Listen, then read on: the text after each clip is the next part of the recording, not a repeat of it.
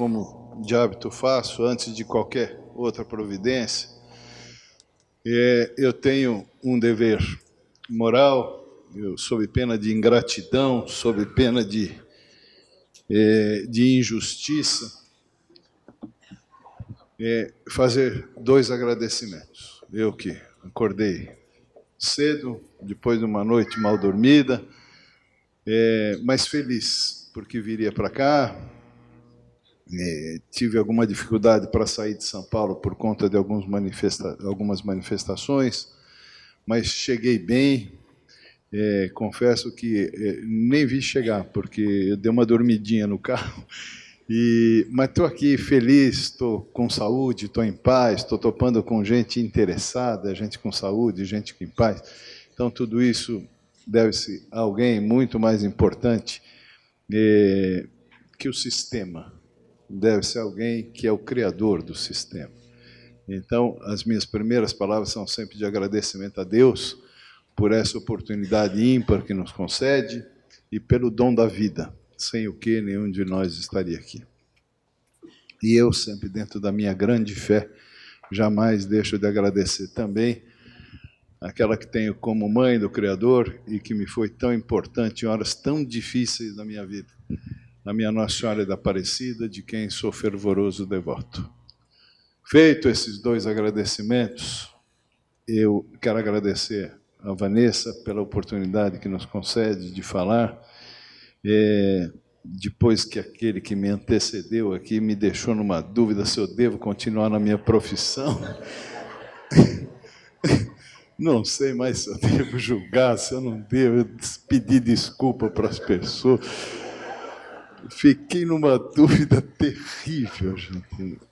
E aqui eu vim falar mais ou menos sobre isso, da dificuldade que a gente sente. Eu que abracei a magistratura depois de 30 anos de advocacia, e eu confesso que teve um lado assim não muito fidalgo na minha escolha.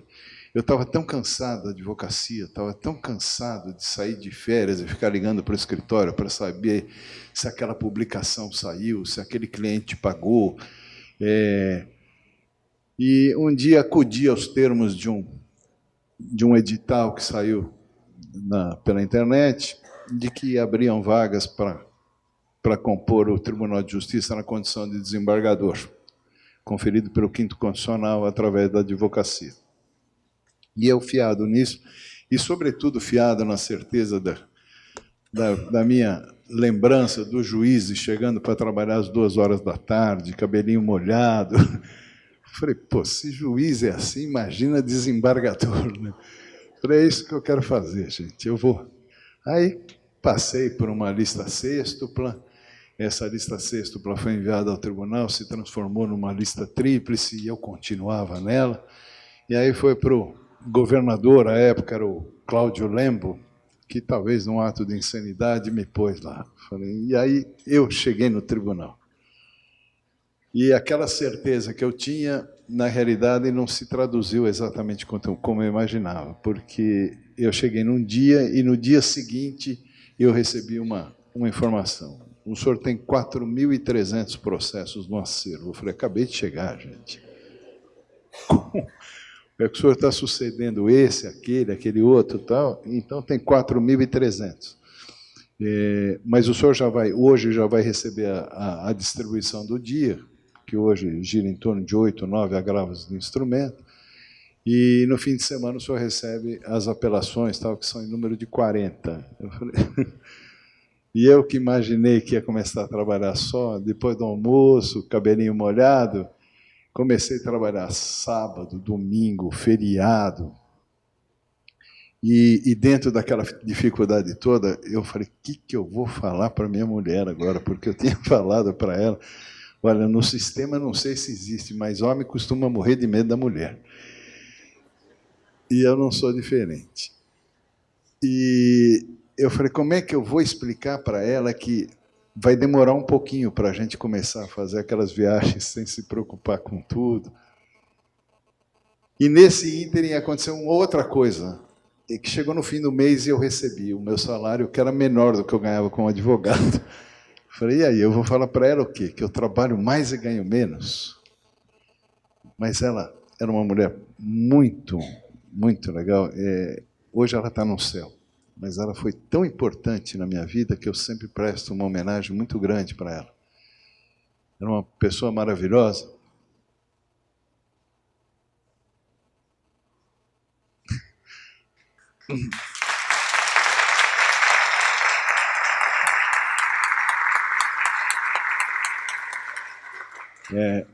Eu transfiro essas palmas para ela, porque hoje eu sou muito bem casado, graças a Deus. Eu sempre digo que eu tive a felicidade de 2 raios caírem no mesmo lugar, em cima de mim. 2 raios de luz. Mas essa primeira chamava Clícia. Eu a chamava de princesa e ela adorava. Mas sempre foi muito ponta firme comigo, assim, sempre me prestou total apoio e, a despeito disso tudo, nunca reclamou. Eu lembro que eu ficava sentado numa mesa de jantar, numa mesa de vidro grande, eu numa ponta fazendo os processos e ela do outro lado pintando faiança. Sabe o que é faiança? É um tipo de cerâmica, porcelana. Ela era uma artista e gostava de dar pitaco nas questões que envolviam direito de família e nunca reclamou, nunca fez nada. Mas era uma situação que realmente eu falava, onde está a graça disso tudo? Né? Trabalhar desse jeito e ainda ganhar menos, como se isso só fosse a coisa importante. Mas deu para perceber que eu sou uma pessoa que acredita muito em Deus e acredito em tudo isso. E um dia eu estava lá no meu gabinete e recebi a visita, era uma sexta-feira, era umas 8h30, 9 horas da noite, só estava eu de desembargador no prédio. Aí me ligaram da portaria e falaram, olha, tem um advogado aqui com um agravo de instrumento e ele precisa... Só o senhor está aqui. Eu falei, então, manda subir. O cidadão subiu. Era um advogado que, patrocinando uma causa de uma mulher que ia dar à luz no dia seguinte, mas precisava fazer uma cirurgia intrauterina, sem o que o bebê não nasceria. Então, e o plano de saúde, segundo o magistrado de primeiro grau, não era responsável por esse pagamento. E ele falou, mas eu tenho certeza que é. Aliás, todos os advogados, quando procuram, sempre falam, tenho certeza. E eu analisei e, felizmente, eu pensei de forma diferente. E concedi a liminar. E eu lembro que foi uma das primeiras liminares que eu dei. Assim, eu estava tão preocupado. Eu dei o meu cartão com o meu celular. Falei, olha, se acontecer alguma coisa, me liga. Aí ele foi embora e nunca mais voltou. É por isso que, às vezes, juiz e desembargador são carentes, porque só apresentam os problemas. Para o churrasco, depois, ninguém convida. Mas, passado um tempinho, eu recebi um e-mail. Aos cuidados do desembargador José Carlos Ferreira Alves. Caro desembargador, não sei se Vossa Excelência se recorda, estive em seu gabinete no final de março, cheguei às pressas e no último horário com meu sotaque nordestino, pleiteando que o senhor despachasse um processo com um pedido de liminar para a realização de uma cirurgia de uma mãe no momento do parto, que seria no dia seguinte.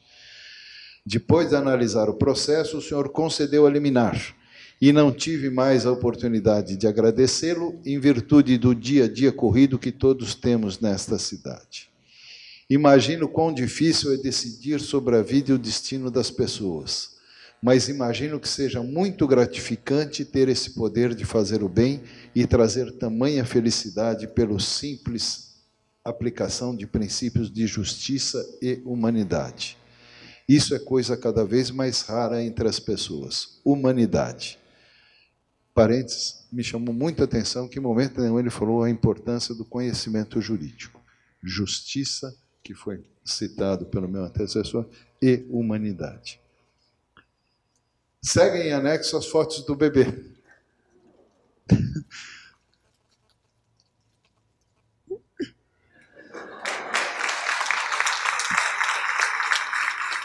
Olha, gente, se vocês falarem que virem desembargador chorando aqui, eu vou mandar prender.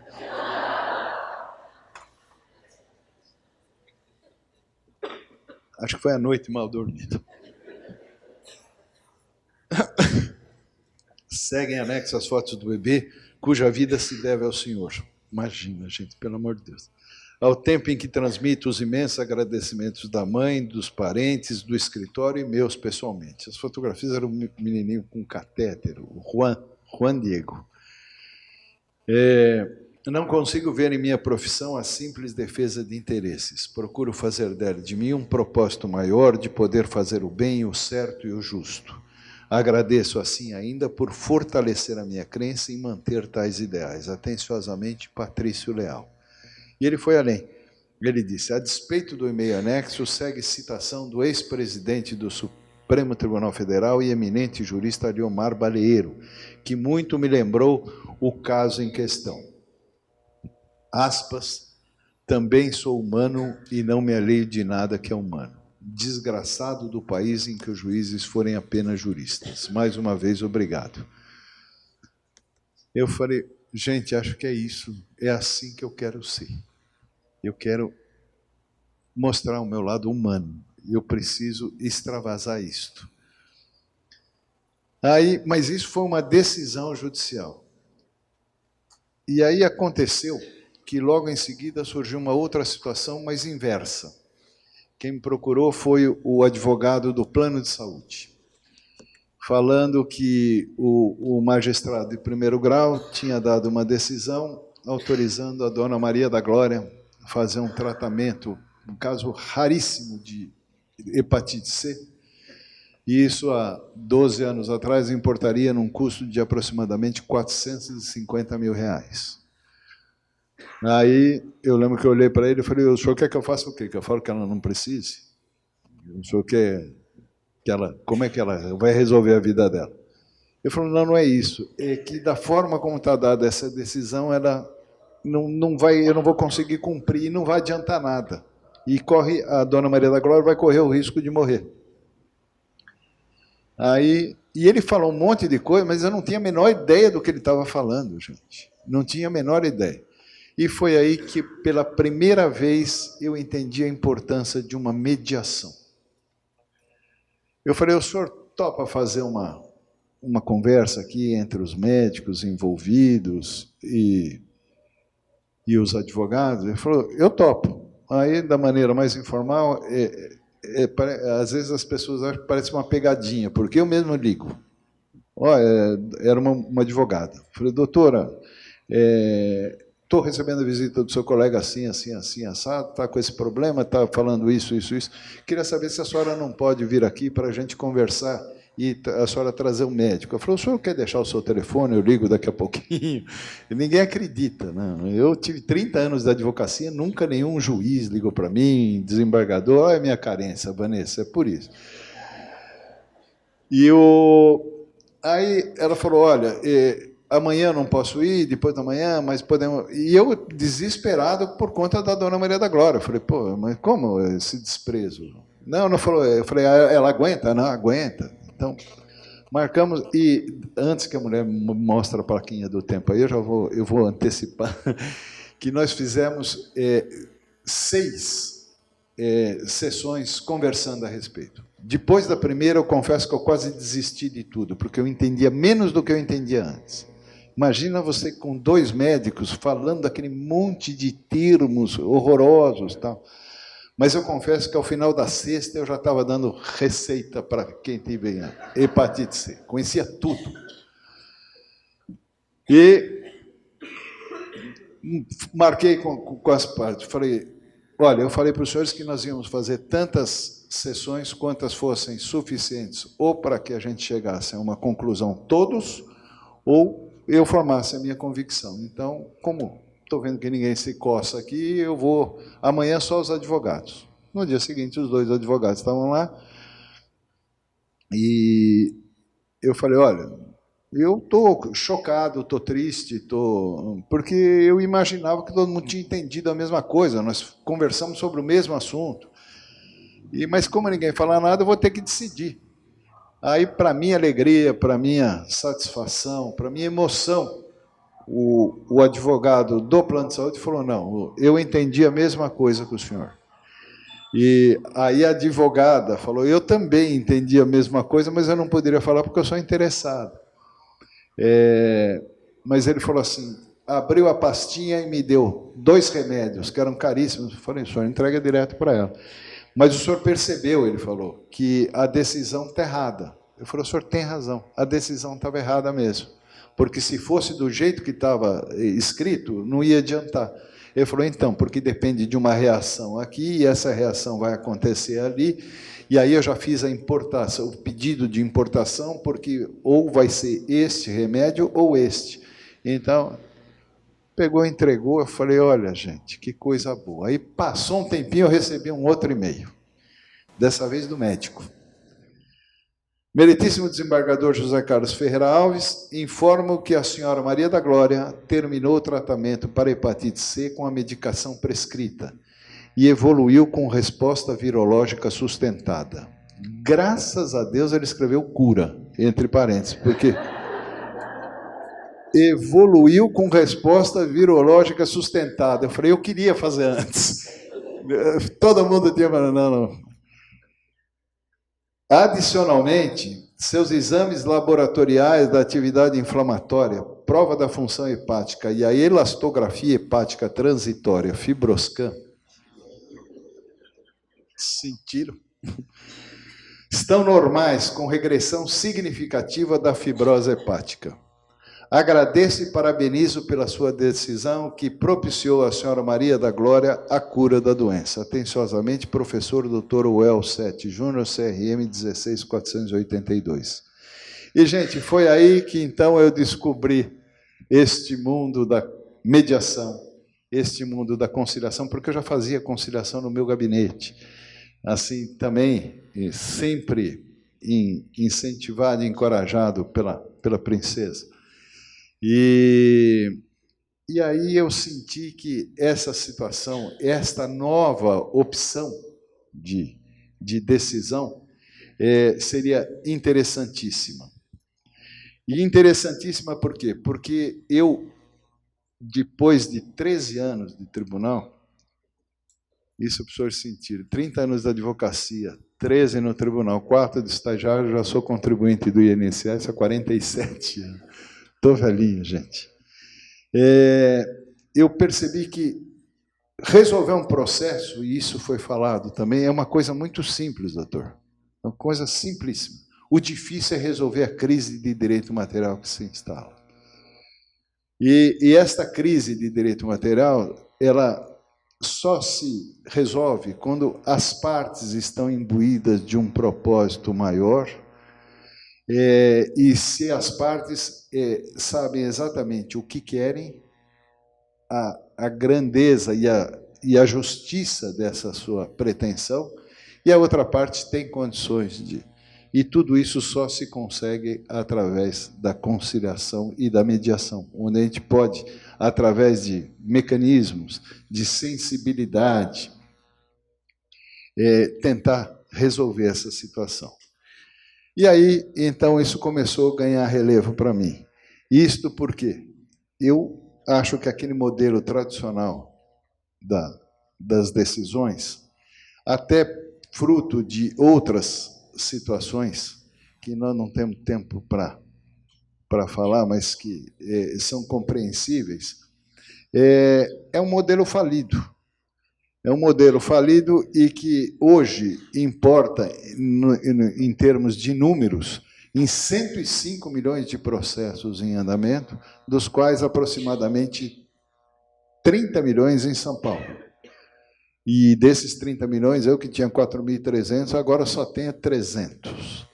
E já estou julgando março e abril. Olha, eu fico tão feliz com isso. E tudo isto porque o pessoal entendeu que aquelas figuras, primeiro, eu acho que aqui, algumas tentativas já haviam sido empreendidas. Para quem é do ramo do direito, uma vez, fizeram uma lei, a Lei 9.099, que era a lei que criou os juizados especiais, que ficou conhecida para os leigos como a juizado das pequenas causas. E aí nós começamos a perceber e permitia que as próprias pessoas tivessem a capacidade postulatória, elas mesmas fossem a um posto do tribunal e reivindicassem aquilo que entendiam de direito. E aí nós começamos a conhecer um pouquinho do que é o brasileiro. Eu lembro que, concomitantemente com isto, houve uma lei municipal em São Paulo que falou que quem ficasse 20 e poucos minutos numa fila de banco poderia pedir uma indenização. Gente, o nosso povo saía procurando banco com fila. O Bamerindos vazio e o Bradescão da Praça da Sé com fila dando a volta no quarteirão. Ele ia no Bradescão. E aí, por quê? Porque 20 e poucos minutos, olha, está aqui a senha, tal, eu tenho direito a isto. O cidadão, e isso aconteceu comigo, o cidadão que sentou no cinema e encostou a cabeça na poltrona e tinha um chiclete. Outrora, o que ele fazia? Lanterninha, você não enxerga, não? Ia lá na bilheteria, trocava aquele de sabor por 4, 5, 6 ingressos para outra sessão, estava tudo resolvido. Hoje não. Hoje ele vai pedir uma indenização por danos morais, porque ele usa o shampoo Silver da L'Oréal. Quem tem cabelo branco sabe o que eu estou falando. Mas eu recomendo que não usem com muita frequência, porque senão vai ficar igual a amiga da minha avó, tudo de cabelo azulzinho. Agora, recentemente, terça-feira, eu joguei um caso de uma... Vocês já ouviram falar em Flame War? Então procurem. É um jogo que tem pela internet, Facebook. Eu não tenho Facebook, Instagram, não tenho nada. Mas existe um Flame War, que são grupos que entram e ficam se xingando. Fica um falando um monte de coisa para o outro. Confesso que, no primeiro momento, eu senti tentado de convidar minha sogra. Que, além de tudo, é corintiana, gente. Mas a pessoa entra num grupo desse e depois vai pedir indenização porque se sentiu ofendida. Então, é essa característica do nosso povo. Por outro lado, quem tem? E eu, que fui advogado há 30 anos, me sinto no direito de falar também do advogado e vou falar do juiz. Então, e quando eu falo advogado, estou falando promotor, viu, doutor Fábio? Também. Eles têm eles foram criados, assim como os magistrados, para litigar. Eles foram criados, eles aprenderam numa faculdade de direito requintes de crueldade, de como que eu devo litigar, como que eu tenho que fazer isso, como que eu tenho que fazer aquilo, para complicar cada vez mais. Então, o princípio da eventualidade, que me obriga a deduzir todos os pedidos de uma vez só, ainda que eu queira só uma coisinha desse tamanho, eu tenho que fazer um desse tamanhão, sob pena de prescrição, preclusão e um monte de ão aí. E o outro tem que responder ponto por ponto, sob pena de ser tido como verdadeiro aquilo que foi dito. Então, aquilo que era um probleminha desse tamanho se transformou num problemão. E não bastasse isso, hoje nós temos uma advocacia que, em parte, é predatória. Recentemente eu li, pelos jornais, que um cidadão entrou com uma ação porque ele foi comprar um caipirão que tinha que ter 30 mililitros de cachaça, não sei o quê, e deram um com 200, com 20 e pouco, então não era caipirão, era caipirinha, que custava R$30, ele queria uma indenização de R$10.000. Acho que algum dos senhores viu isso. Gente, vai se preocupar com a defesa do Guarani. Como é que Então, e do outro lado, o que nós temos? Nós temos magistrados. E esses magistrados, e aqui eu quero fazer uma homenagem aos magistrados paulistas, em especial, que são os que eu conheço mais, eles são muito preparados. E são muito capazes, mas nós temos uma legislação que não é assim, é mais ou menos do jeito que a pessoa que me antecedeu na palestra, que até agora eu não sei se eu devo olhar para o meu filho ou para a minha mãe. Mas a nossa lei, ela tem conceitos principiológicos. Ela não diz, é assim. Olha, eu acho que devemos fomentar no sentido de que haja isto. Meu Deus! Com advogados, com magistrados preparados. E tudo isto, esta facilidade, então, o que nós temos? Aqueles tratados, a pessoa discorre, ela viaja, fica escrevendo aquele monte de coisa. Eu tive um relator que não... Ele falava um avórtico porfioso causídico, que através de uma medicatriz do Esculápio, o senhor sabe que medicatriz do Esculápio é terapia, mas precisa falar medicatriz do Esculápio. Mas é isso também, ele foi formado para isso. E com isso, tudo o que está acontecendo. 105 milhões de processos, 30 aqui em São Paulo.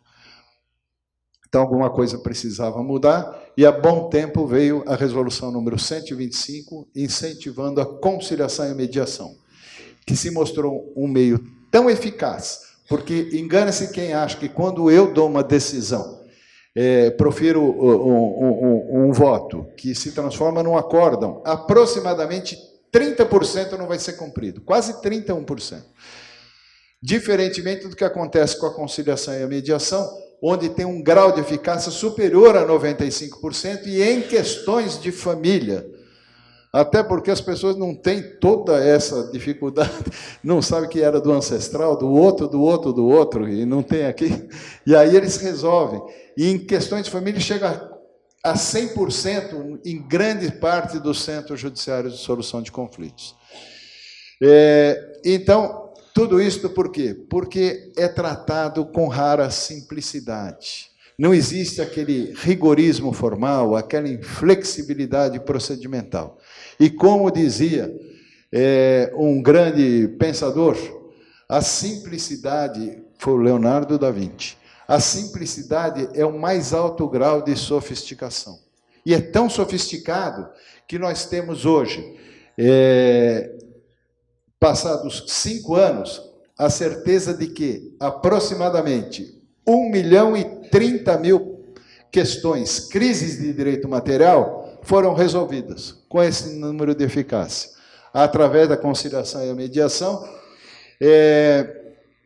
sem essa inflexibilidade procedimental, sem esse rigorismo formal e legal, e tudo isto mercê desta simplicidade, desta facilidade toda envolvida. Então, por essas razões, é que a gente se sente muito à vontade de saber que nós temos essas novas opções de solução de conflitos, que é eficaz e que está à disposição de todos, porque se mostrou tão eficaz que aquela resolução 125 deu margem à Lei 13.140 e o próprio Código de Processo Civil, que previu de maneira principiológica, aí todo mundo, que também devemos observar essas questões que envolvem conciliação e mediação. E tudo isto, por que se mostra eficaz? Porque esses nossos conciliadores e mediadores, eles são capacitados, eles são habilitados, e mais que isso, no seu íntimo, eles trazem uma lição de um psicoterapeuta, que seguramente o Carl Jung, que num determinado momento falou, e isso é leitura de cabeceira para nós que procuramos a conciliação e mediação. Conheça todas as teorias, domine todas as técnicas, mas ao tocar uma alma humana, seja somente outra alma humana. E é isso que eu desejo que todos os nossos conciliadores e mediadores, que todos os nossos servidores, que todos os nossos advogados, que todos os nossos promotores de justiça, que todos os nossos magistrados, enfim, que todos os cidadãos percebam, nós somos almas humanas e lidamos com almas humanas. Agradeço a paciência, agradeço mais uma vez, sobretudo, a Deus e a Nossa Senhora Aparecida por essa oportunidade. Quero dizer para os senhores que estou muito feliz E se alguém falar que eu chorei, vai ter. Fiquem com Deus. Muito obrigado.